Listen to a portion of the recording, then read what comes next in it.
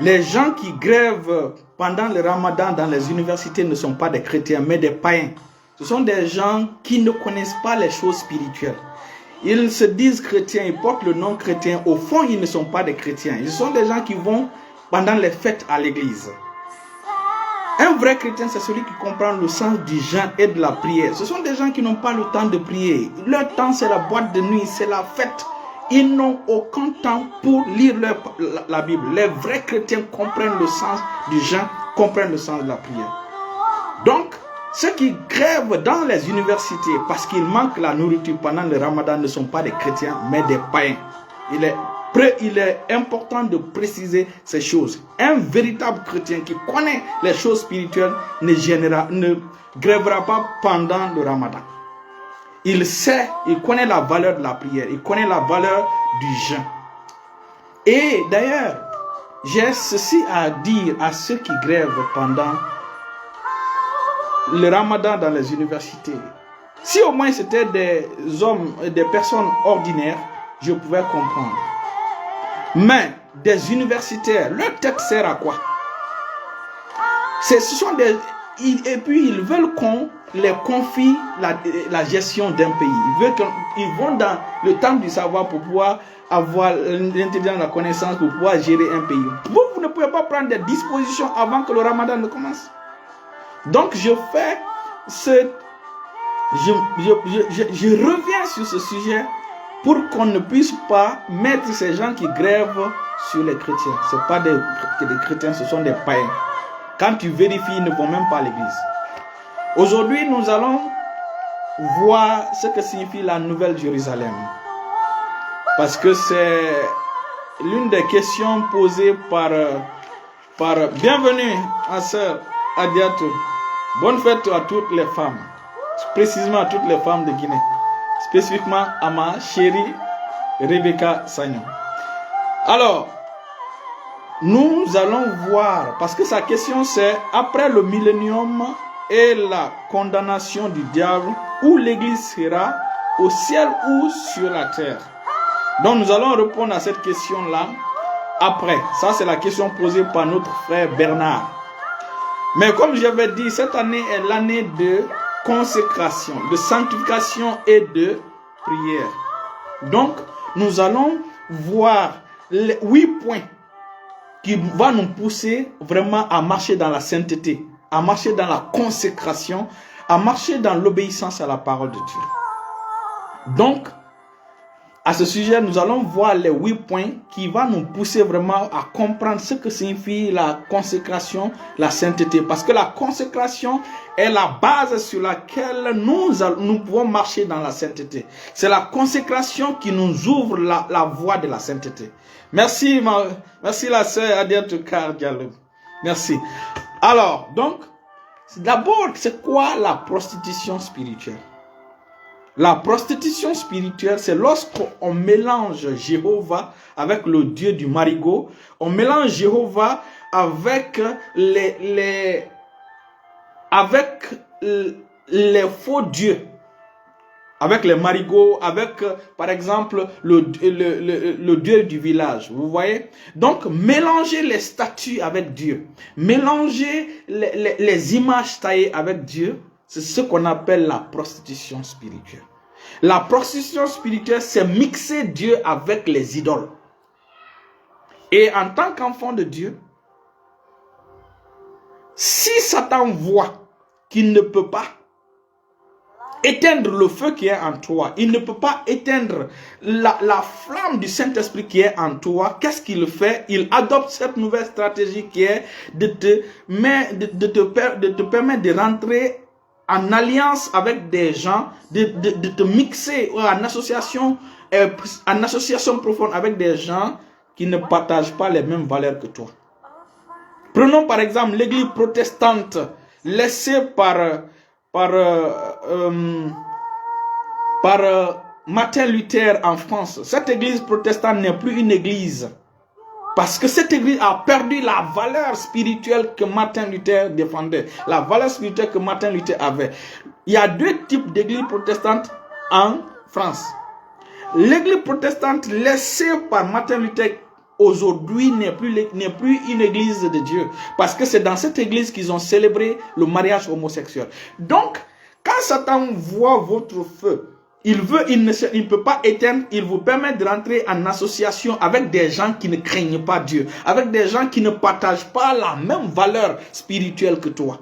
C'est la raison pour laquelle Dieu dit en Isaïe chapitre 52, le verset, à partir du verset, Isaïe 52, il dit partez, partez, sortez du milieu d'eux. Il dit ne touchez rien d'impur. Il dit sortez du milieu de vous, il dit purifiez-vous, vous sortez du milieu de et purifiez-vous, vous qui portez les vases de l'Éternel. Isaïe chapitre 53. Isaïe chapitre 52, pardon, à partir du verset, je lis dans le nom de Jésus. Isaïe 52. Et à partir du verset 11, il dit partez, partez, sortez de là. Ne touchez rien d'impur. Sortez du milieu d'elle. Purifiez-vous, vous qui portez les vases de l'Éternel. C'est comme un enfant de Dieu qui entre en mariage avec quelqu'un qui ne partage pas la foi, la même foi que lui. Donc, c'est ça la prostitution spirituelle. Je ne parle pas des enfants de Dieu qui sont déjà, c'est-à-dire des gens qui ont été mariés dans le monde. Bienvenue mon frère bien-aimé, frère André Flamy, bienvenue. Donc, je ne parle pas des chrétiens qui se sont mariés déjà, des gens qui sont mariés dans le monde avant de connaître Christ. Je parle des chrétiens et des chrétiennes qui sont nés de nouveau, mais qui vont épouser une personne qui ne partage pas les mêmes valeurs spirituelles qu'elles. Je parle de ces personnes. Quand vous vous associez, c'est pourquoi la Bible déclare que la mauvaise compagnie corrompt de bonnes mœurs. Quand vous vous associez, quand vous associez avec des gens qui ne partagent pas les mêmes valeurs morales, les mêmes valeurs spirituelles, les mêmes valeurs de sainteté que vous, c'est une question de temps. 6 mois, 1 an, cette mixtion, ou on va dire cette mixture, cette mélange-là que tu viens de faire avec elle ou avec lui, va diluer les choses spirituelles chez toi. Après 4 ans, 5 ans, tu n'auras plus le comportement d'un chrétien, tu auras le comportement de quelqu'un du monde. C'est la raison pour laquelle les enfants de Dieu doivent veiller à leur vie, doivent veiller aux genres de relations qu'ils doivent avoir, aux genres d'alliances, aux genres de clubs qu'ils veulent intégrer. Vous devez veiller là-dessus. La Bible déclare en 1 Corinthiens chapitre 6, ou 2 Corinthiens chapitre 6, 2 Corinthiens chapitre 6, le verset 14, la Bible dit, il dit, ne vous mettez pas avec les infidèles sous un joug étranger. Car quel rapport y a-t-il entre la justice et l'iniquité? Vous êtes appelés la justice. Les gens du monde sont appelés l'iniquité. Il dit, qu'y a-t-il de commun entre la lumière et les ténèbres? Vous voyez? Donc, les enfants de Dieu doivent veiller sur leurs liens. Alléluia. Donc, il est important de préciser. Avant de rentrer dans une association, il faut d'abord vérifier les valeurs. Avant de défendre une association, comme par exemple Black Lives Matter, ce sont des gens qui sont contre Dieu. Parce que dans Black Lives Matter, ils défendent l'homosexualité. Donc, avant de soutenir un mouvement, il faut d'abord voir quelles sont les valeurs spirituelles de ce mouvement. Et donc, comme j'ai dit, la stratégie de Satan, c'est de vous associer avec des gens qui ne respectent pas votre Dieu, qui ne partagent pas les mêmes valeurs spirituelles avec Dieu. Ça, c'est le premier point. Pour pouvoir marcher dans la sainteté, pour pouvoir marcher dans la consécration. Vous savez, il y a une importance capitale. Lorsque quelqu'un commence à marcher dans la consécration, vous allez voir tout à l'heure, consécration, sanctification, Dieu peut compter sur lui. Dieu peut venir pactiser avec lui. La couche comme bralede que zebra la tata. Bienvenue collier béni Alexis. Donc, le monde produit la corruption. C'est la raison pour laquelle la corruption produit des résultats rapides. Partout où les gens vivent n'importe comment, les gens ne veulent pas respecter les règles, ils obtiennent vite le résultat. Mais tous ceux qui veulent vivre dans la sainteté, le résultat vient après. C'est la raison pour laquelle tout ce qui est corrompu, comme les cancers se développent vite. C'est pourquoi la Bible dit en Genèse chapitre 6, il dit, lorsque les hommes eurent commencé à se multiplier sur la terre, lorsque les hommes ont commencé à se multiplier sur la terre, c'est là où nous voyons un résultat négatif. Les hommes dont il parle là, c'était des descendants de Caïn. Des descendants que Dieu avait maudits, des descendants de Caïn qui se sont rapidement multipliés. Ils ont inondé toute la surface de la terre. Et finalement, ils ont commencé à se lier. Et c'est avec ces personnes-là que la corruption s'est étendue dans le monde. Et Dieu était obligé de détruire ce monde-là par le déluge au temps de Noé. Donc, faites attention. Aujourd'hui, vous allez voir, vous savez, la justice, comme je dis, la justice produit le résultat, mais c'est lent. Mais lorsque le résultat est établi, le bénéfice de ce résultat est transgénérationnel. C'est la raison pour laquelle vous allez voir, lorsque Jéhovah arrête quelqu'un, lorsque Jéhovah a arrêté quelqu'un, la personne a combattu avec Jéhovah.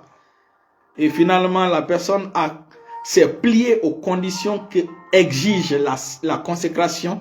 Dieu a commencé à voir dans sa destinée des nations, dans sa destinée des générations qui vont porter son nom, c'est pourquoi lorsque un enfant de Dieu commence à s'aligner sur les conditions de Dieu, Dieu utilise sa vie comme publicité pour pouvoir bénir des générations. C'est ce qui est arrivé à Jacob.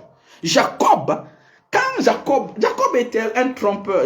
Mais lorsqu'il s'est rencontré avec Dieu, il a combattu avec Dieu. C'est-à-dire que Jacob a décidé finalement de respecter les conditions de Dieu. Et cette même Dieu a changé son nom. Au lieu de Jacob, Dieu l'a nommé Israël. Donc, Dieu a commencé à voir des générations. Dieu a commencé à voir une nation en lui. Et Dieu a commencé à utiliser, c'est-à-dire que la personne devient un soubassement sur lequel Dieu peut influencer des générations. Dieu peut bénir des familles. Dieu peut bénir des générations. Comme je vous ai dit, dans le cœur de Dieu, il y a des générations. Dieu veut exercer en génération. Dieu veut fonctionner en génération, de génération en génération, en nation et en famille. Voilà comment Dieu bénit. Dieu ne veut pas te bénir seul. C'est pourquoi Dieu veut t'utiliser comme plateforme pour pouvoir bénir les nations, pour pouvoir bénir. Donc pour cela, tu dois te conformer aux exigences de la consécration, aux exigences de Dieu. Et lorsque tu fais comme ça, tu deviens un outil puissant entre les mains de Dieu. Tu deviens une personne sur laquelle l'Éternel peut compter. Parce qu'aujourd'hui, dans notre monde, peu de personnes sont là sur qui Dieu peut compter. Est-ce que Dieu peut compter sur toi? Et je vais vous dire, comme on a dit, les cancers, la corruption se développe rapidement. Les cancers se développent rapidement. Les cancers se développent plus vite que les cellules normales. C'est comme le fibrome. Là où le fibrome prend la place, c'est dans l'utérus de la femme. Lorsqu'il y a un bébé là-bas, le fibrome tue le bébé. Pour vous dire que la corruption se développe vite. C'est pourquoi les enfants de Dieu doivent être motivés par la justice de Dieu. Ils doivent être motivés par la recherche de la justice de Dieu, la recherche de la sanctification à tout prix. Lorsque tu commences à chercher à avoir un résultat à tout prix, tu vas tomber dans une ville qu'on appelle Babylone. Tu vas devenir comme Babylone. Aujourd'hui, c'est ce qui se passe. Dans le monde, les chrétiens, on ne peut plus voir la différence entre chrétiens et non chrétiens. Les gens veulent avoir les résultats et vite. Ils veulent avoir un résultat vite, peu importe les moyens. Alors que dans la sainteté, nous poursuivons la sainteté à tout prix. Alors que les gens qui n'ont pas compris que Dieu compte sur eux, ils veulent avoir la richesse à tout prix. Ça, peu importe les conditions. Ils veulent briller, peu importe les conditions. Mais lorsque tu es motivé par un résultat rapide, tu feras bientôt partie de Babylone. Pourquoi tu feras partie de Babylone? Parce que Babylone est appelée dans la Bible la grande ville, la grande. Babylone permet tout. Tu peux tout. Babylone est partout. Babylone est dans les ministères, Babylone est partout. Tu peux rencontrer Babylone partout. Mais vous savez quoi? La Bible appelle nous autres qui voulons nous aligner à Dieu, qui voulons marcher selon la volonté de Dieu. Dieu nous appelle la Nouvelle Jérusalem, qui est le thème aujourd'hui de notre étude. Et il est important qu'on précise ceci. Babylone fait la promotion de la grandeur, fait la promotion du résultat rapide, alors que la Nouvelle Jérusalem fait la promotion de la sainteté, fait la promotion de la sanctification. C'est pourquoi la Nouvelle Jérusalem est appelée la ville sainte. Donc, si toi tu célèbres le résultat rapide, la grandeur, d'être star, tu seras comme Babylone. Mais nous autres, nous célébrons la sainteté, nous célébrons la sanctification. Nous sommes cette espèce pure que Dieu a. Nous sommes cette race pure. Nous sommes la jalousie de Dieu. C'est-à-dire nous sommes nous qui avons conservé notre pureté, nous qui avons conservé notre sainteté, nous cherchons la sainteté à tout prix. Peu importe les conditions, nous qui voulons représenter Dieu valablement, nous n'avons pas perdu nos valeurs réelles. Nous n'avons pas perdu, nous sommes l'orgueil de Dieu. Nous n'avons pas perdu notre valeur essentielle. Et en nous vit le Saint qui est Christ. Voilà ceux qui sont conscients de qui ils sont. Voilà ceux qui sont conscients du mot chrétien. Nous n'avons pas perdu nos valeurs d'origine. Notre justice réside en nous, parce que Christ est notre justice. Christ est appelé le Saint et il habite en nous. C'est pourquoi nous gardons ses valeurs, nous gardons sa vision, nous gardons ses conditions, nous gardons ses motivations, nous portons ses souffrances, qui est de gagner le monde pour lui, qui est de gagner le monde pour Christ, qui est de gagner notre famille pour lui, de gagner la Guinée pour lui, de gagner le Sénégal pour lui, de gagner l'Afrique pour lui, afin que l'Afrique soit sauvée, ta famille soit sauvée, le monde soit sauvé. Lorsque tu commences à marcher, à vivre dans le sentier de la justice, les gens qui sont autour de toi vont commencer à te donner des noms. Ils vont commencer à te donner des noms. Bienvenue ma fille Fata Kourouma. Allons-y dans Matthieu chapitre 11. Vous allez voir le nom qu'ils ont donné à Jean-Baptiste. Parce que Jean-Baptiste a décidé de vivre une vie différente des gens de son époque. Matthieu chapitre 11, le verset 18. Donc, si tu es chrétien, les gens ne t'ont pas encore donné un nom péjoratif. On dit à toi, pasteur, toi tu aimes trop Christ. Si les gens n'ont pas commencé encore à te critiquer, parce que tu marches dans la sainteté, tu aimes Christ, c'est que ta lumière n'a pas encore commencé à briller. Lisons Matthieu chapitre 11. Matthieu chapitre 11, le verset 18. Regarde le nom qu'ils ont donné, parce que Jean-Baptiste a décidé de mener une vie différente des gens de son époque. Alléluia. Il dit, Matthieu chapitre 11, verset 18, il dit, car Jean est venu ne mangeant ni ne buvant, ils disent qu'il a un démon. Parce qu'il a décidé de vivre, de marcher, de mener une vie de sainteté, de consécration, de jeûner et de prier. Comme malheureusement les gens dans les universités, dans nos universités en général, en compte. Les gens, ils se disent chrétiens, ils gênent là-bas, alors que pendant que les musulmans sont en train de faire leur ramadan, ils se disent qu'ils sont chrétiens. Ce ne sont pas des chrétiens, ce sont des païens. En fait, ce sont des, on appelle ça des infidèles chroniques. Des chroniques infidèles. Ce sont des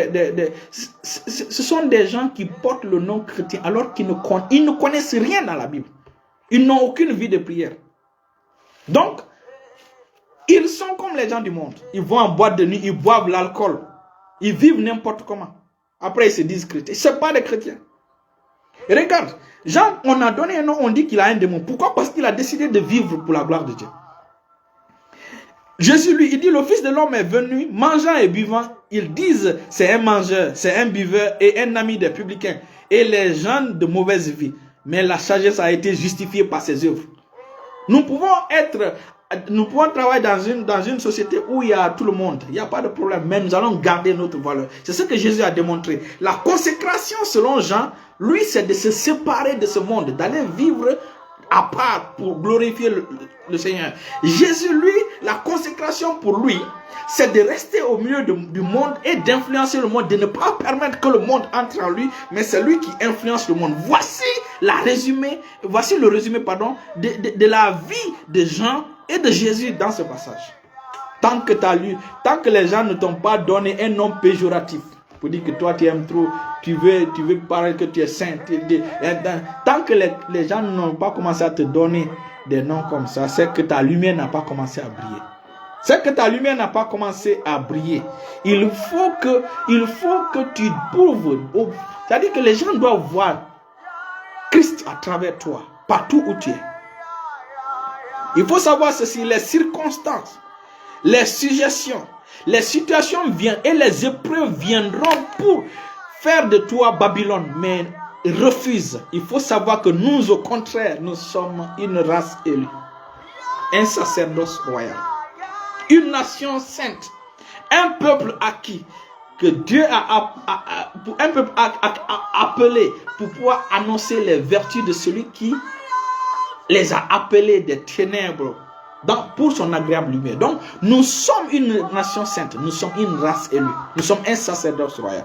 Nous ne sommes pas Babylone. Babylone est appelée la grande parce que Babylone veut les résultats. C'est ce que la plupart des compagnies de motivation veulent. Ils s'en fichent des conditions. Ils s'en fichent. C'est la raison pour laquelle les chrétiens doivent se méfier des entreprises de motivation personnelle, des prédicateurs de motivation, des prédications de développement personnel.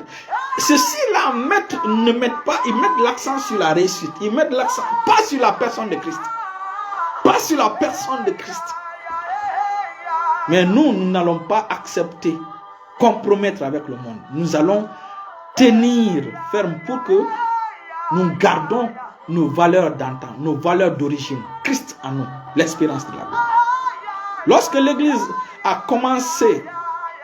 l'Église commence à perdre son standard, lorsque l'Église commence à épouser les comportements des gens du monde, ce sont les démons qui seront sur nos autels en train de prêcher. Ce sont des sorciers qui seront dans nos églises.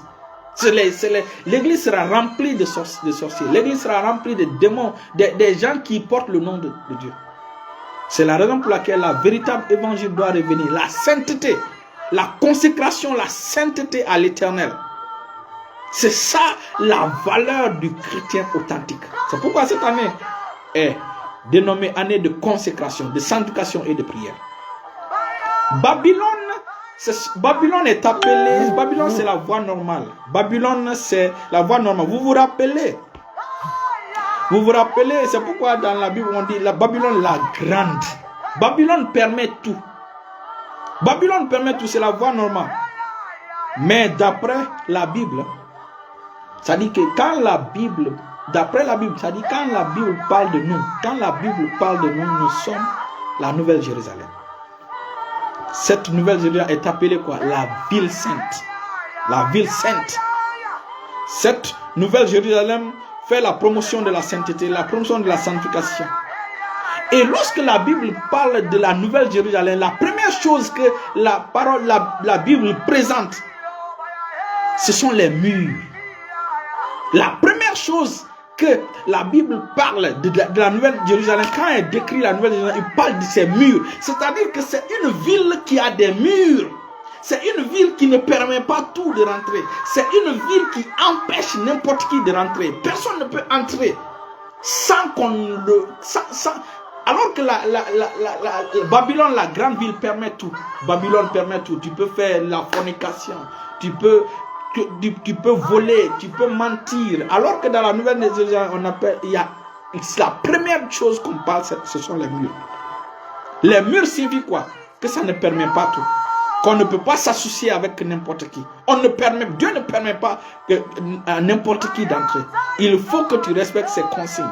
Les consignes de la sainteté, les consignes de la consécration. Ce que signifie quand les murs civiques, on ne permet pas toutes choses. Alors que, lorsque vous lisez dans Matthieu chapitre 7, allons-y, Matthieu chapitre 7, Jésus l'a dit, Matthieu chapitre 7, le verset 13, Matthieu chapitre 7, le verset 13 à 14, je lis dans le nom de Jésus. Il dit, Jésus dit, entrez par la porte étroite, car large est la porte, spacieux est le chemin qui mène à la perdition. Le chemin qui mène à la perdition. Il y en a beaucoup qui entrent par là. Il dit, mais étroite est la porte. Resserrez le chemin qui mène à la vie. Et il y en a peu qui la trouvent. Il dit, la porte est étroite, le chemin est serré. Parce que il faut chercher à trouver ce chemin. Il faut trouver. Alors que large est la porte. Là-bas, on ne cherche même pas à trouver le chemin. On connaît que ça permet tout. Bonsoir ma chérie, Rebecca. Bonne fête à toutes les femmes. Bonne fête à toutes les femmes. Donc, il est important de comprendre que lorsqu'on parle de la Nouvelle Jérusalem dans la Bible, la première chose dont on mentionne, ce sont les murs. Les enfants de Dieu doivent entourer. Vous devez fencer autour de toi. Tu dois avoir des principes. Tu dois avoir tes principes. Tu ne dois pas permettre tout avec toi. Merci ma fille Madeleine. Tu ne dois pas permettre tout. Il y a ce qu'on appelle, tu dois avoir des retenues. Quand les gens veulent venir vers toi, ils doivent calculer. Qu'est-ce que je dois dire? Il y a des choses qu'on ne doit pas dire dans ta présence. Il y a des causeries que tu ne dois pas te trouver là-dedans. Donc, c'est ça la Nouvelle Jérusalem. Elle est unique, pas disponible partout. La Nouvelle Jérusalem ne copie pas le monde. Alors que le Babylone, c'est le monde. C'est ce qui est normal. C'est facilement accessible. N'importe qui peut rentrer dans Babylone. 6e point.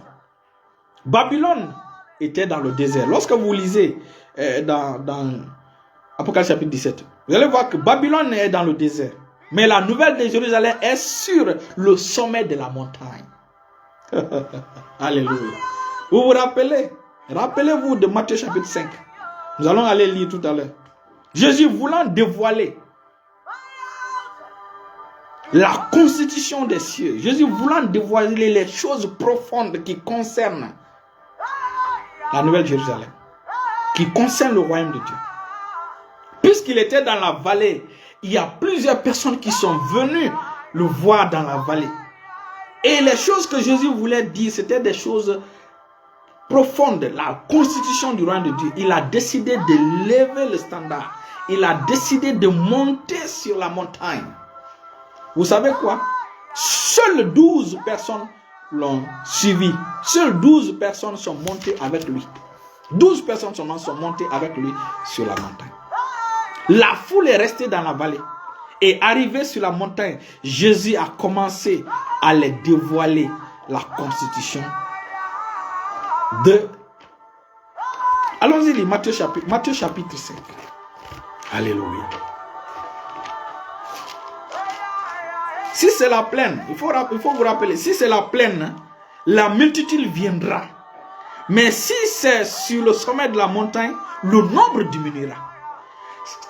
Tant que Dieu ne met pas ses principes, ses valeurs, tant que tout est permis, le nombre est grand. Mais lorsque les principes sont là, lorsque Jésus remonte le standard, vous allez voir, c'est là où vous allez voir les gens reculer, Donc, Jésus était dans la vallée, la foule est venue vers lui. Dans Matthieu chapitre 5, la foule est venue vers lui. Jésus, puisque les choses qu'il voulait dire, c'était des choses profondes, la constitution du royaume de Dieu, les choses spirituellement solides, Jésus a décidé maintenant de monter le niveau, de monter les standards, de grimper sur la montagne. Seuls 12 l'ont suivi. C'est pourquoi la Bible dit dans Psaume 24, il dit, qui montera à la montagne de l'Éternel? Qui s'élèvera jusqu'au lieu saint? Dans Psaume 24, il dit, sauf celui qui a les mains innocentes et le cœur pur. Celui dont l'âme ne médite pas le mensonge. Allons-y lire Psaume 24. Psaume chapitre 24. Voici les conditions pour monter, pour grimper à la montagne l'Éternel. Voici les conditions que Christ désire. Si tu veux recevoir les mystères du royaume de Dieu, tu veux recevoir la constitution du royaume de Dieu, les bénédictions du royaume de Dieu, qu'on appelle béatitude dans Matthieu chapitre 5. Voici les conditions. Il dit, qui pourra monter à la montagne de l'Éternel? Psaume 24. Je lis au nom de Jésus à partir du verset 3. Qui pourra monter à la montagne de l'Éternel? Qui se lèvera jusqu'à son lieu saint? Il dit, celui qui a les mains innocentes et le cœur pur. Celui qui ne livre pas son âme au mensonge et qui ne jure pas pour tromper. C'est la personne-là, il obtiendra la bénédiction de l'Éternel. C'est pourquoi la montagne est appelée la béatitude. Les 9 bénédictions. Il dit, il obtiendra la bénédiction de l'Éternel, la miséricorde du Dieu de son salut. Voilà le partage de la génération qui l'invoque, de ceux qui cherchent sa présence, sa face. Dieu de Jacob. Il dit, porte, élevez vos linteaux, élevez-vous, portes éternelles, que le roi de gloire fasse son entrée. Qui est ce roi de gloire? Il dit, l'Éternel fort et puissant. L'Éternel puissant dans les combats. Porte, élevez vos linteaux, élevez-les, portes éternelles. Que le roi de gloire fasse son entrée. Qui donc est ce roi de gloire? Il dit, l'Éternel des armées. Voilà le roi de gloire. Tu veux la manifestation du roi de gloire, tu veux voir la main du roi de gloire dans ta vie, tu dois grimper la montagne de l'Éternel. Tu dois élever le standard, tu dois élever ton niveau de vie spirituelle, tu dois élever ta discipline spirituelle. Tu dois monter, tu dois aimer les choses spirituelles. Alléluia. Il y a des choses profondes qui ne peuvent pas être communiquées dans la vallée. Il faut monter à la montagne. Il faut élever le standard. C'est arrivé au sommet que Jésus a commencé à donner les béatitudes que nous allons partir lire tout à l'heure. Alléluia. Alléluia. Seul sur les hauteurs que tu peux. Et aujourd'hui, les enfants de Dieu ne sont pas prêts à payer le prix pour lever leur niveau spirituel, leur standard spirituel.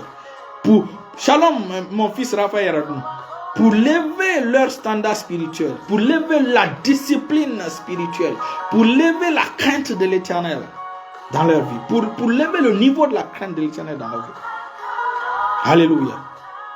Pour notre génération, maintenant, Jésus élève le standard encore pour qu'il y ait une différence nette entre Babylone et la Nouvelle Jérusalem. Entre le véritable et le faux chrétien. Entre celui qui honore Dieu et celui qui ne l'honore pas. Jésus élève le standard afin que, pour mettre une distinction nette entre Babylone et, pour que les gens puissent voir cette différence-là. Et aujourd'hui, même par l'habillement, on peut voir la différence si cette fille-là, elle est de Christ ou pas. On peut voir par le comportement du jeune s'il est de Christ ou pas. Aujourd'hui, Christ lève le standard pour mettre cette différence nette, pour que quand les gens te voient, ils n'ont même pas besoin qu'ils voient la différence nette entre Babylone et la Nouvelle Jérusalem que nous sommes. Pour distinguer, pour qu'il y ait une différence. Voilà pourquoi chez nous, dans notre église, à la mission Étoile du matin, là-bas, les conditions sont strictes. Les règles sont strictes en ce qui concerne la sainteté. Nous n'allons jamais compromettre la sainteté. Nous n'allons jamais compromettre la consécration. La Bible déclare que sans la sanctification, personne ne verra le Seigneur. Donc, il est important, comme Jésus, nous levons le standard. Allons-y dans Matthieu chapitre 5. Nous allons voir les béatitudes. C'est lorsque tu décides de monter à la montagne de Dieu, de respecter les conditions que Dieu a données, de t'aligner aux conditions de Dieu, que Dieu peut maintenant utiliser ta vie comme plateforme pour bénir des générations. Comme plateforme, comme Jacob. Quand Dieu l'a arrêté, Dieu l'a combattu. Le lendemain, Jacob a reçu un autre nom. Et c'est ce nom-là que porte la nation d'Israël jusqu'à aujourd'hui. Matthieu chapitre 5. Matthieu chapitre 5.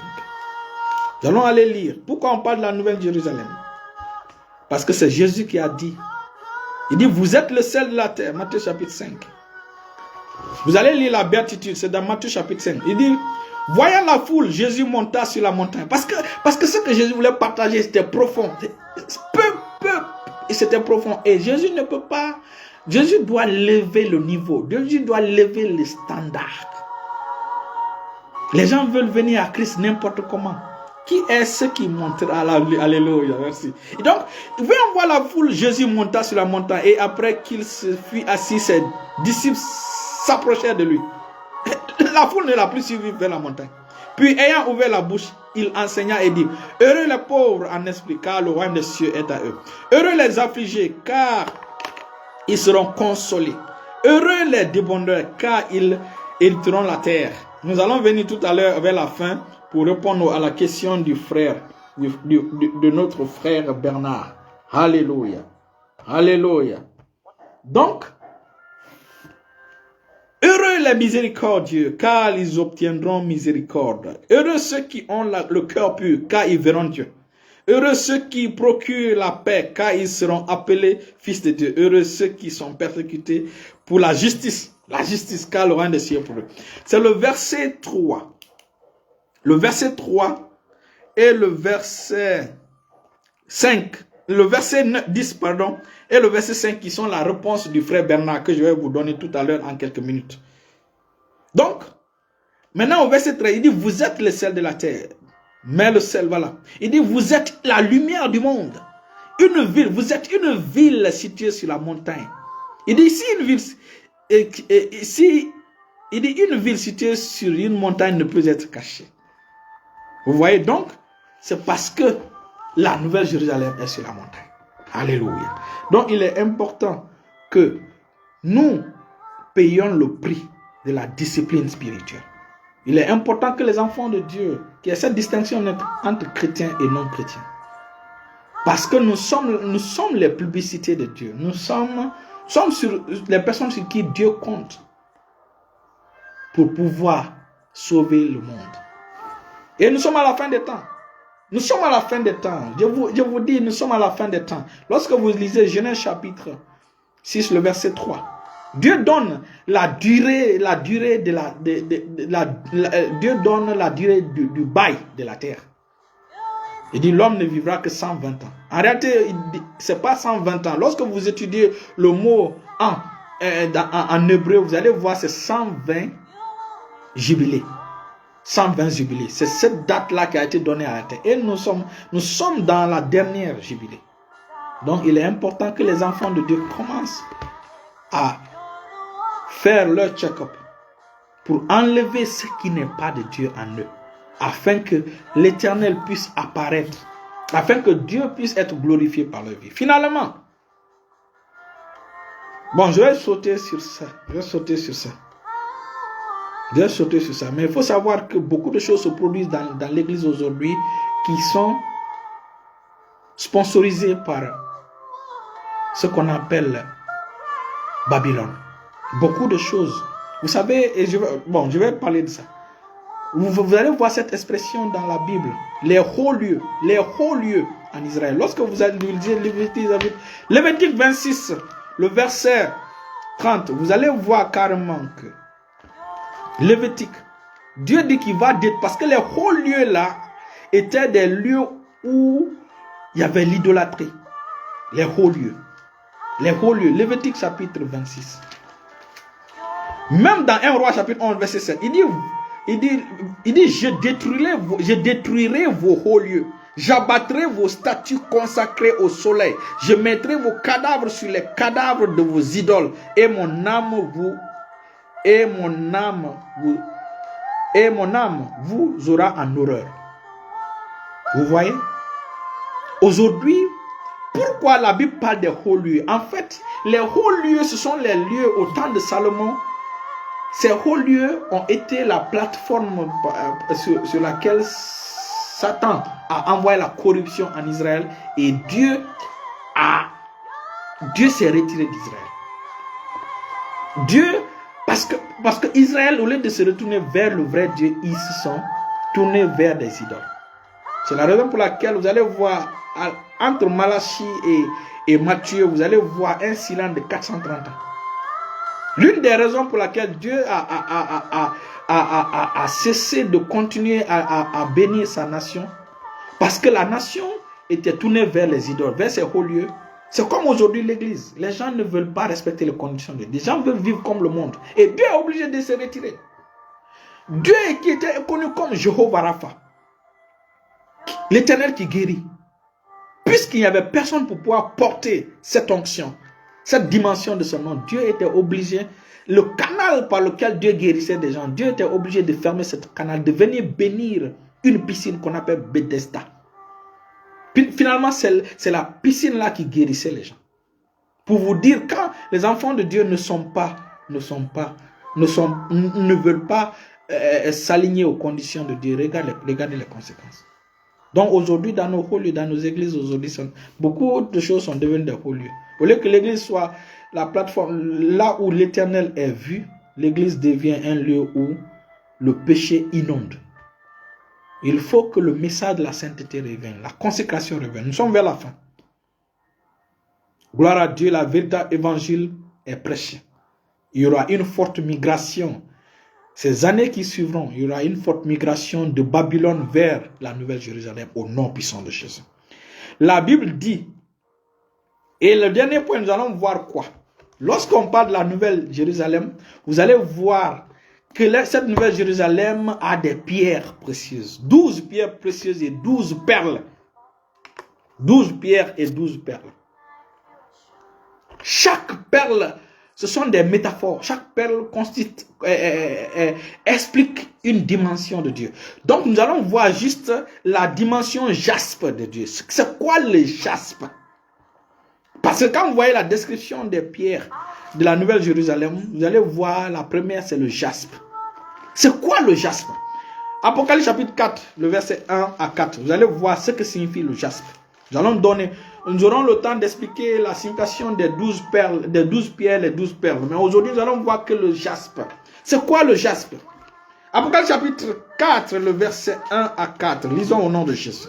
Il dit, après cela, je regardais et voici une porte était ouverte dans le ciel. La première voix que j'avais entendue comme le son d'une trompette et qui me parlait dit, monte ici et je te ferai voir ce qui doit arriver dans la suite. Aussitôt, je fus ravi en esprit et voici il y avait un trône dans le ciel et sur ce trône, quelqu'un était assis. Verset 3 maintenant. Celui qui était assis avait l'aspect d'une pierre de jaspe. L'aspect d'une pierre de jaspe et de sardoine. Et le trône était environné d'un arc-en-ciel semblable à l'émeraude. Donc, pourquoi le jaspe? Le jaspe symbolise l'apparence de Dieu. Le jaspe symbolise l'apparence de Dieu. Rappelez-vous, Dieu nous a créés à son image et à sa ressemblance. Dieu veut que si ton ministère est fondé sur la base de la Nouvelle Jérusalem, il doit avoir le jaspe sur ton ministère. C'est-à-dire que ton ministère doit être une plateforme sur laquelle Dieu apparaît. Ton ministère, Jésus doit apparaître sur ton ministère. Sur ton ministère, c'est Christ qu'on doit voir sur ton ministère. Sur ton ministère, c'est la promotion de l'Éternel qu'on doit voir. C'est la gloire de Dieu. C'est-à-dire que le ministère doit parler de Christ. Le ministère doit s'appuyer sur Christ, sur sa gloire uniquement et non toi. Donc, si tu veux bâtir ton ministère, si tu veux que ton ministère soit, que le jaspe apparaisse sur ton ministère, il faut permettre à Dieu, il faut respecter les conditions de Dieu pour que Dieu soit glorifié à travers ton ministère. Si je suis un responsable d'un ministère du type ou du modèle de la Nouvelle Jérusalem, ce ministère doit permettre à Dieu d'apparaître à travers, Dieu doit apparaître à travers mon ministère. Dieu aura une plateforme pour apparaître. Ma vie aura une plateforme, ma vie sera une publicité pour Dieu. Ma vie sera pour la gloire de Dieu. Nous sommes la lumière du monde. Nous sommes cette ville qui est sur la montagne. Alléluia. La dimension de cette civilisation coule maintenant à travers nous. La dimension de cette civilisation doit couler. Nous sommes vers la fin, doit couler à travers nous. Donc, je viens de vous expliquer le jaspe. Le jaspe signifie la présence de Dieu, l'apparence de Dieu. Donc, Dieu doit briller à travers ton ministère. Dieu doit briller à travers ta vie. Dieu veut utiliser son espoir. L'espoir de Dieu est qu'il soit vu à travers ta vie. Voici ce qu'on doit retenir en conclusion. L'espoir de Dieu, c'est qu'il soit vu à travers ta vie. Qu'il soit vu, que Christ soit vu à travers ton ministère. Christ soit vu à travers ta vie. Voici l'espoir de Christ. Voici l'espoir de Dieu. Dieu veut que ma vie laisse apparaître le jaspe. Dieu veut avoir le jaspe sur ma vie. Dieu veut que ma vie, que son apparence jaillisse de ma vie. C'est le partage de tous ceux qui m'ont suivi aujourd'hui et qui suivront en différé au nom puissant de Jésus. J'encourage tout le monde à s'abonner à ma page YouTube Élie Sagno. J'encourage tout le monde à s'abonner à ma page YouTube Élie Sagno.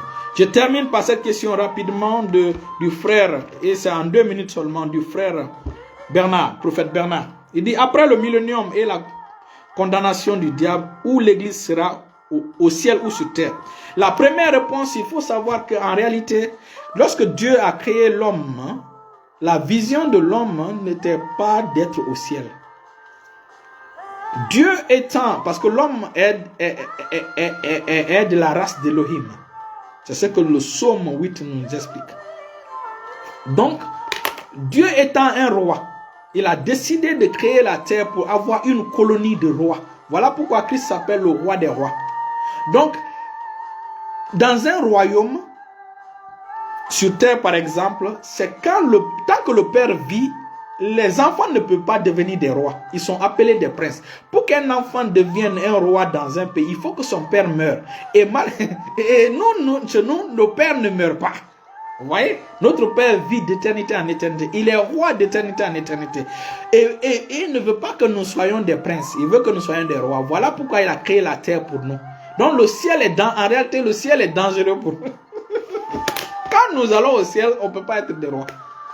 Nous devenons des princes. C'est voilà pourquoi il a créé la terre. C'est la raison pour laquelle l'église va vivre sur terre.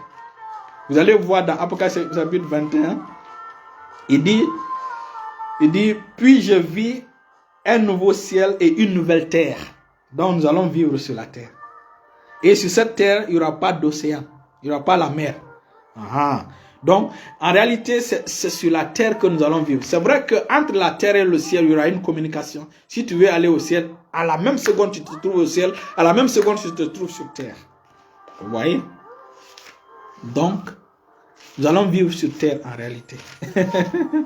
Mais nous irons, comme Christ a dit, il dit, personne n'est monté au ciel, sinon le Fils de l'homme qui est descendu. Sinon le Fils de l'homme qui est dans le ciel. Attends. Personne n'est monté dans Jean chapitre 14. Dans Jean chapitre 3.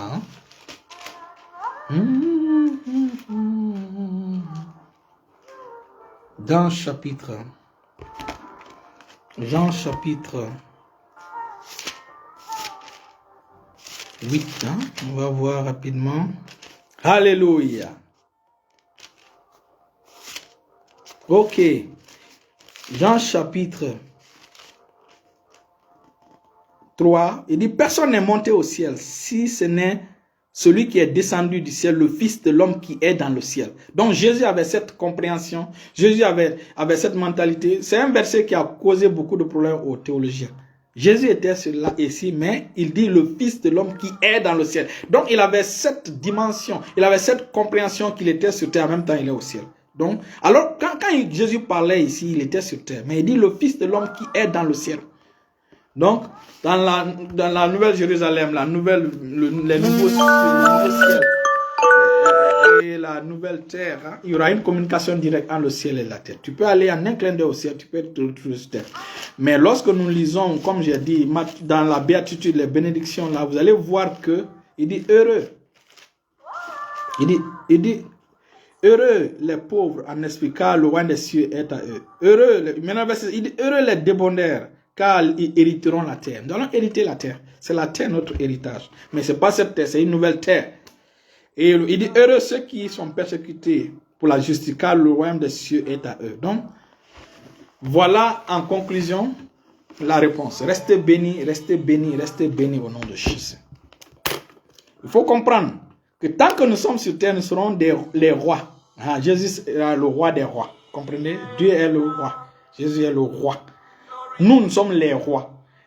Pour que nous soyons des rois, c'est sur terre. Voilà pourquoi Dieu a créé la terre pour nous. Il a créé cette colonie. C'est comme, je termine par là, comme l'Empire portugais. Tant que le fils du roi qui était au Portugal à l'époque, il voulait devenir roi. Puisqu'il voulait devenir roi, alors que son père n'est pas mort, le papa est parti vers une nouvelle terre, trouver une nouvelle terre. C'est ainsi qu'ils sont tombés sur le Brésil. Et c'est là maintenant il a envoyé son fils pour pouvoir régner comme roi. C'est pourquoi le Brésil et le Portugal ont la même langue. Restez bénis au nom de Jésus. Mais lorsque le roi du Portugal, le roi du Brésil revient au Portugal, il n'est pas roi, il est prince. Mais lorsqu'il se retourne au Brésil, il est le roi. Voilà. Restez bénis au nom de Jésus.